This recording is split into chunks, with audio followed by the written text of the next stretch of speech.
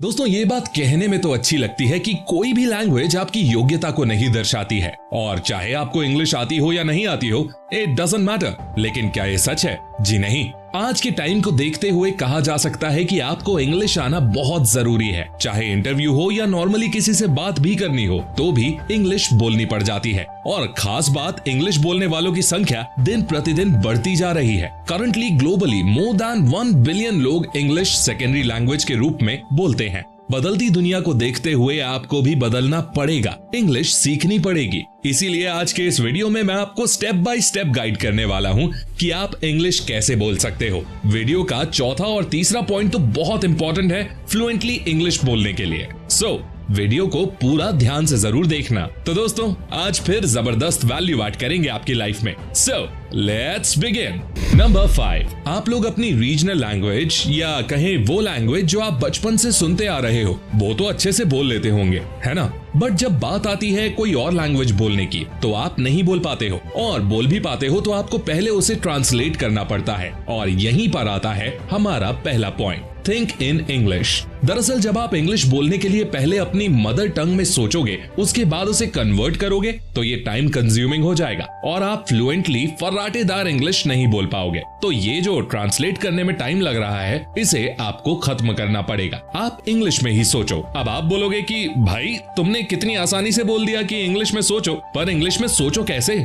देखो दोस्तों, इंग्लिश में सोचने में आपको टाइम लगेगा। विद टाइम आप सीख जाओगे। आपको ट्राई करना है कि आप इंग्लिश में ही सोचो। आप एक काम कर सकते हो, रात को सोने से पहले दिन भर आपके साथ जो भी चीजें हुई हैं, उन्हें आप इंग्लिश में सोचो और टूटी फूटी अंग्रेजी में डायरी में लिखो। अब बात करते हैं सेकंड मोस्ट इंपॉर्टेंट पॉइंट के बारे में, जिसके बिना आप इंग्लिश बोलने का सोच ही नहीं सकते। नंबर 4, दोस्तों आपकी वोकैब चाहे कितनी भी स्ट्रांग हो, लेकिन जब तक आपकी ग्रामर स्ट्रांग नहीं होगी, आपकी इंग्लिश अधूरी है। बिना ग्रामर पर कमांड पाए आप ना तो अच्छे से इंग्लिश बोल सकते हो, और ना ही वो इंग्लिश जो कॉम्पिटिटिव एग्जाम में आती है उसमें अच्छा स्कोर कर सकते हो। तो अब सवाल आता है कि आप इंग्लिश के लिए बेसिक ग्रामर कहां से सीखोगे? पहले तो आप कोई भी एक टीचर पकड़ो, ऑनलाइन या ऑफलाइन, उसके वीडियोस देखो और उसके बाद एक बुक खरीदो इंग्लिश ग्रामर के लिए। लेकिन बुक पढ़ने से थोड़े ना आपकी ग्रामर इंप्रूव हो जाएगी। किसने कहा ऐसा कि बुक पढ़ने से ग्रामर इंप्रूव नहीं होगी? इंप्रूव होगी। अगर किसी अच्छी पब्लिकेशन की बुक पढ़ोगे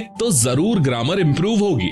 मेरे ध्यान में एक किताब है जो मैंने खुद पर्सनली रिव्यू की है और मैंने अपने बहुत से स्टूडेंट्स को रेकमेंड भी की है। आप उसे खरीद सकते हो।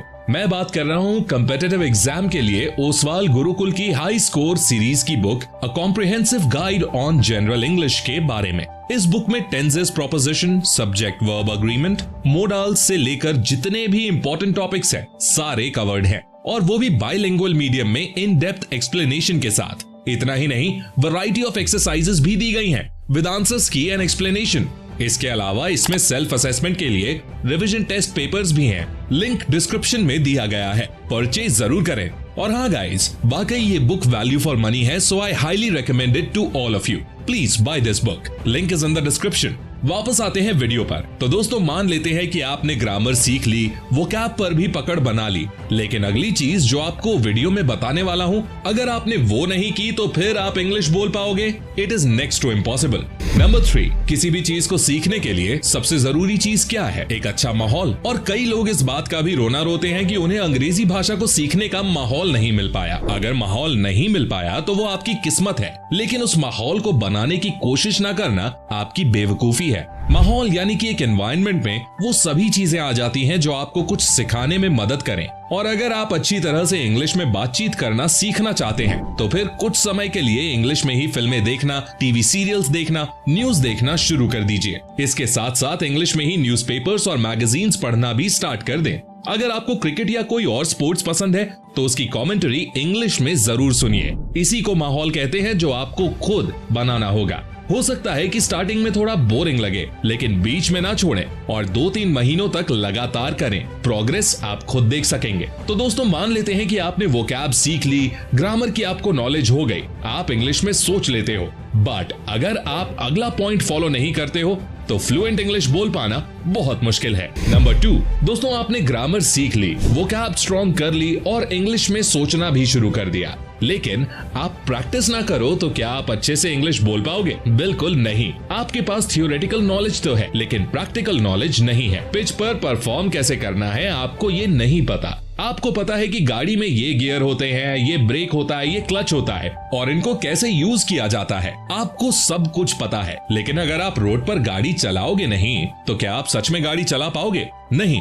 ठीक इसी तरह से इंग्लिश में पकड़ बनाने के लिए, कॉन्फिडेंट बनने के लिए आपको लोगों के सामने अंग्रेजी बोलनी पड़ेगी। शुरुआत में गलतियां होंगी, लोग हंसेंगे, बट डोंट वरी, गलतियों से ही आप सीखोगे और इंग्लिश बोल पाओगे। इसके अलावा आप एक और चीज कर सकते हो अपने इंग्लिश स्पीकिंग के कॉन्फिडेंस को बिल्ड करने के लिए। आप सीधे लोगों के साथ इंग्लिश में बात मत करो, पहले आप खुद से शुरुआत करो। मोबाइल का कैमरा ऑन करो और किसी भी टॉपिक के बारे में या आपके साथ आज क्या क्या हुआ उसे इंग्लिश में बोलो और फिर आपने जो वीडियो रिकॉर्डिंग की है उसको सुनो।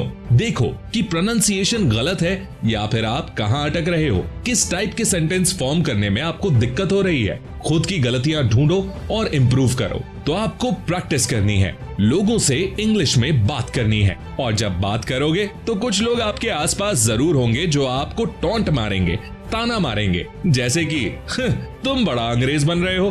तो आपको क्या करना है? एक चीज करनी है, don't care how does it matter. Number 1, 21 days challenge. दोस्तों कहा जाता है कि किसी भी आदत को बनने में, फॉर्म होने में 21 दिनों का समय लगता है और 21 दिन के लिए मैं आपको एक चैलेंज दे रहा हूं जो आपकी स्पीकिंग इंग्लिश में सिग्निफिकेंट चेंज लेकर आएगा।